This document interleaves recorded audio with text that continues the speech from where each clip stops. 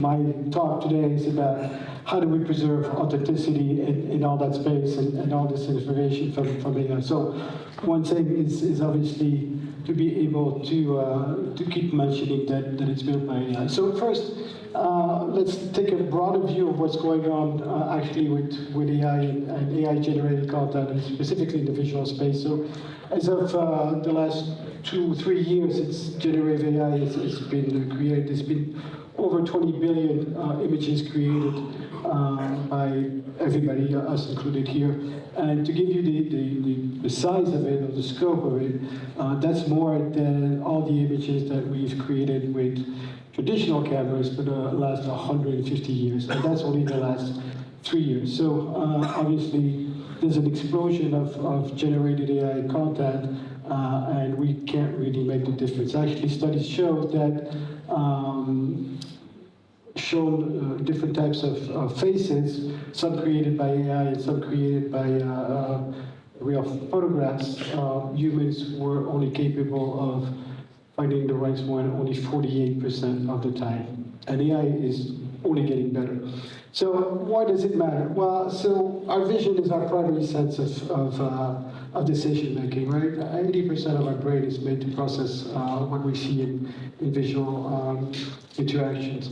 And in fact, so much so that in tests as well as studies, when shown visual cues and sound cues, our brain takes the visual information as a priority rather than sound. So even if it's coming from a different direction, we will use our vision to figure out where it's coming from, and that's how it's important.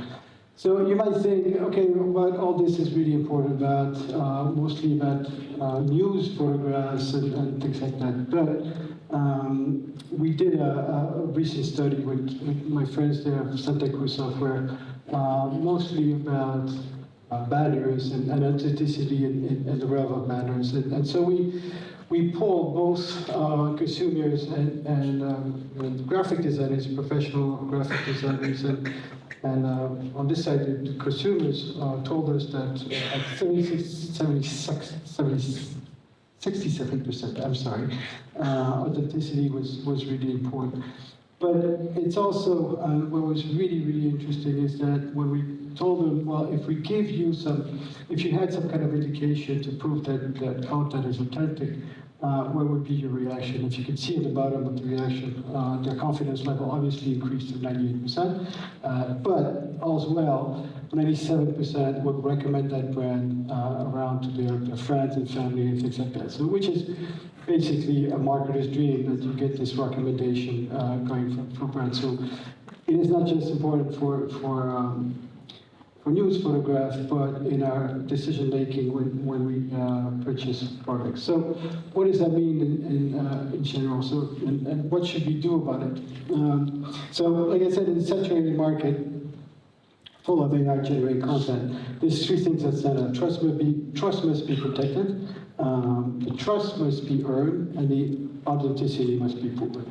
So how do we do that? So we can build those three foundation elements using a familiar tool that we have. We can use our DAM system to create the place where the brand approved content lies, but it's also the ground truth, right? All the elements in that DAM corresponds to everything that the brand considers as their identity and the way that they want to communicate in the world. So really built in the DAM system all the tools and elements to construct that element of truth.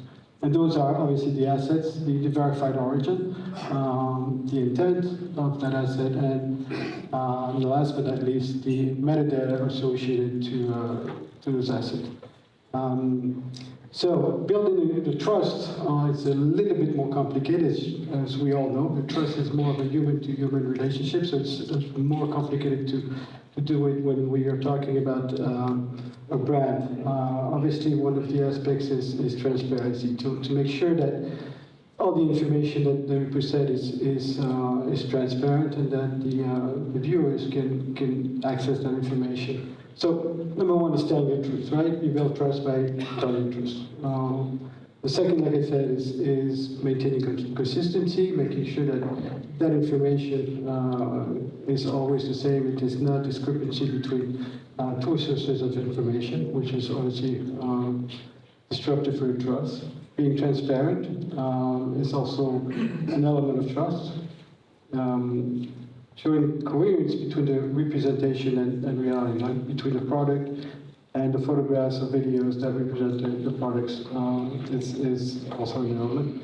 And then obviously, like we do between human beings, is building a track record of that relationship and continuously to earn the trust, because trust is something that is built over time and not something that is just acquired with one interaction.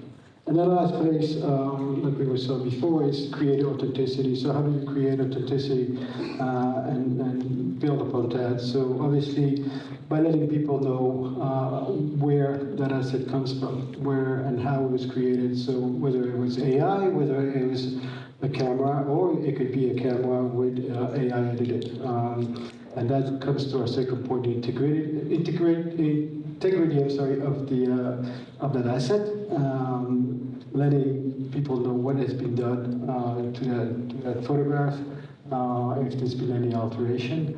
And then, obviously, last but not least, and very important, offer tools to verify that information. So brands are starting to open up public areas of their data so that when the assets are traveling, letting consumers being able to double check to make sure that what they're seeing from the brand is actually something that came out from the brand's authorized grassroots, or is somebody that's been manipulated or generated a completely new image. So one of the most important tools in building that confidence and trust and authenticity is obviously the metadata, right? So we're all familiar probably with one of the most older form of metadata using IPTC fields that follows the assets everywhere. One new one that has appeared and it's gaining a lot of traction since the advent of generative AI is what is called the C2PA. I don't know if anybody is aware of that framework. Can you raise of hand who knows what the C2PA is? Okay, nobody does. So let me explain a little bit what it is. It's a coalition. It was made by a coalition of some of the biggest companies, tech companies, Microsoft, Adobe. Actually, Adobe was the originator of that initiative, but it's also joined by media companies like the New York Times or the BBC, as well as a coalition of about 2,000 companies that abide by this framework. And what it means is that there's associated metadata. Here I should just show you a little screenshot of what it does that travels with the asset and shows what we were talking about before, the path of authenticity, meaning where that asset came from, if it was generated by a regular light-based camera or by an AI. Also, what has happened to the asset since it's been created, if it's been edited, if it's been cropped, or anything like that. And last but not least, it links back to a tool that you can upload an image to and verify what you're seeing compared to the original asset and judge for yourself if there's been modification. So this is very important. It's not trying to tell you that this is the truth. It just allows you to trust that asset because you can find out why it was created, by whom it was created, what was changed with it, and then it leaves the decision process to the human being seeing that asset to decide if they want to trust it, right? It's like everything we do is important that we leave the human aspect. This is being implemented. It's already live on places like LinkedIn. Google is also starting to implement it on the space. And then every day we see new companies starting to implement it. And to make a point, Santa Cruz Software also is implementing it into their workflow so that all assets that travel back and forth from the dam to Santa Cruz tools and back are preserved and maintain that information. And that's something that you will see really exploding in the next year or two in all forms of digital assets. And while I think obviously this is an example with photographs, but this works with videos, it works with PDFs, it works with sound, and all digital type of aspects, so it's extremely important. And I recommend, it's free to join, and all the technology behind the framework is also free, open source, and available for anyone to use. So I recommend that you take a look and explore if that's something that should be applied to your workflow or your company or things like that. Last but not least, coming up next year, 2026, obviously is Digital Product Passport, which most of you are probably aware of, which is another form to secure metadata and a separate indexed server done by the European community, which is going to tremendously help consumers to be able to verify if what they're looking is a real product image corresponding to a real product, or somebody's fantasy of what a pair of sneakers is, or something like that, or a combination of all. And so one of the issues, obviously, of metadata is that it's extremely brittle, right? So it can be easily separated from its files by just even publishing. Most CMS actually automatically strip the metadata of images, and makes it difficult to enforce that information. So there are solutions to that, and one of which is invisible watermarking. Invisible watermarking as a soft binding way to be able to connect the metadata to its original file. So the process is rather simple. Take an image and its corresponding metadata and watermark it in a way that it's invisible for the naked eye, but it's machine readable, right? So if the metadata gets stripped out for any reason, by just reading the watermark, it gets associated back to its original file, along with obviously all the metadata. So it's useful to check if there's been any visual manipulation of the file, but also if there's been any manipulation of the metadata, or if it has disappeared. And this works obviously with any metadata system like IPv4 or C2PA, and obviously the upcoming digital passport system. So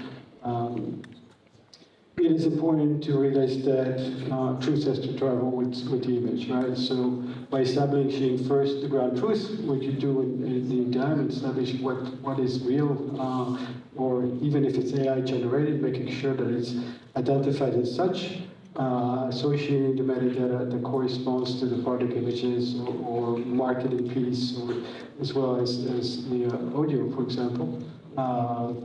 Creating a soft binding process, in this case, we're mentioning invisible watermarking to make sure that all that information stays together. And this is how you get the trust to preserve and maintain authenticity.